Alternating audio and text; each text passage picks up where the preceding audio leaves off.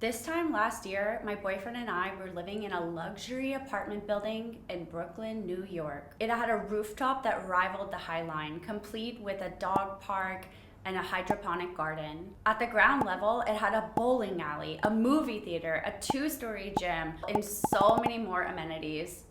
If you ever have the opportunity, live for a year in the Denizen. It's absolutely incredible. During this time, I also discovered the FIRE movement. FIRE stands for Financial Independence, Retire Early. I enjoy working, so retiring really wasn't the goal, but one of the big aspects of FIRE is to create passive income. Money that you make while doing nothing. Saving money and putting that money to work to make money for you.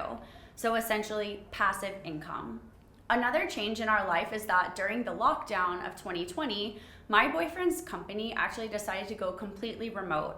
Meaning even after the lockdown, he would not be required to go back into the office. So at that point, I was already remote, now he's remote, meaning we don't actually need to be in New York City anymore in order to keep our jobs. I had moved to New York City dirt poor, but I began climbing the ladder, but the more money I made, I just threw all of it into my lifestyle. At this point, we were paying over $4,000 a month in housing expenses. So we decided that we wanted to start looking for a house. This is because instead of putting $4,000 towards rent, we could put $4,000 towards a mortgage, and that mortgage is essentially an asset versus throwing our money away at rent, which is a liability. So we started looking for houses for sale. Obviously, New York is the first market that we looked in, but because we're now working from home, we needed at least a 2-bedroom. And in New York City, a 2-bedroom apartment is over $1 million. And putting a deposit down for a $1 million house, you have to come up with 20%, meaning that's $200,000, and that's just not money that we had.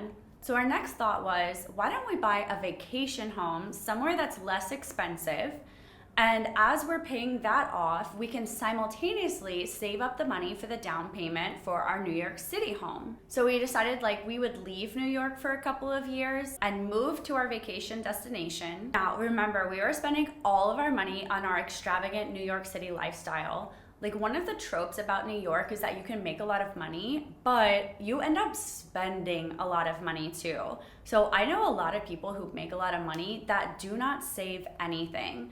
It's super common to go out and spend hundreds of dollars a week on going out to eat, drinks, let alone think about all the shopping that you can do in New York. It's a really easy place to throw your money away.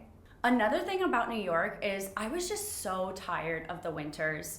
It's pitch black by 4 p.m. It's freezing cold. You don't even want to go anywhere. And I started getting towards the end, I had been there for 10 years, I started getting severe seasonal depression. And anytime it was fall, I couldn't even enjoy the fall because I just knew what was coming, pitch black darkness. So I was really looking for somewhere that had warmer climates and did not get pitch black by 4 p.m. So we narrowed it down to 3 cities: Austin, Texas, Miami, Florida, and San Juan, Puerto Rico. So Austin's my hometown. It's where I grew up. We figured eventually we would want a house there because once we started having kids, we would want them to be around my family as much as possible. One day we'll definitely have a house in Austin, but looking at condos downtown there was shocking. A 2-bedroom condo down there was the same price as New York, $1 million. I truly could not believe it. My little tiny hippie town, I guess now is the #1 destination of the whole US. Everybody is moving there, so we figured we'll be back. My family's there, they're not going anywhere, so let's wait until this housing market dies down a little bit before we invest in buying something there. So just like that, Austin was ruled off the list. Next is Miami. Miami, we have really no ties to. I just love Miami. I think it's such a cool town. It's so beautiful. I love the vibe there. And we started looking at condos there, and we're really shocked to see that every single building was a luxury apartment building like we were living at in Brooklyn. It had all these crazy amenities, gorgeous brand new units. And actually, for a 2-bedroom, we found a lot of places that were only $350,000.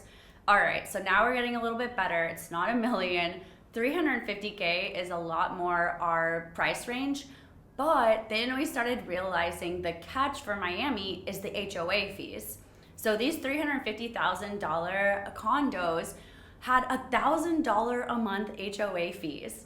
And again, the goal is to stop throwing money away. And to me, HOA fees are fine, but not $1,000 a month. I mean, that's entire rent for some people, for most people actually. So just like that, we were like, okay, this doesn't fully align with our goals. So we took Miami off the list. So that finally brings us to Puerto Rico. San Juan was always the front runner from the beginning. Not only is it a tropical Caribbean island, but my boyfriend's mom is actually from here. So she's from a town called Cuamo, which is in the south by Ponce. His abuelita still has a house in Cuamo. So we figured the same way for Austin, like once we started having kids, we would want our kids to know all of their heritages.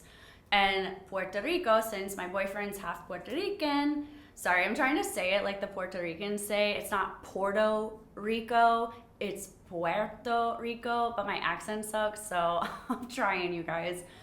Anyways, so since he is half Puerto Rican, we decided to start looking down here and realized immediately that it was in line with everything. The warm weather, people here are so nice actually, it's a nice side effect.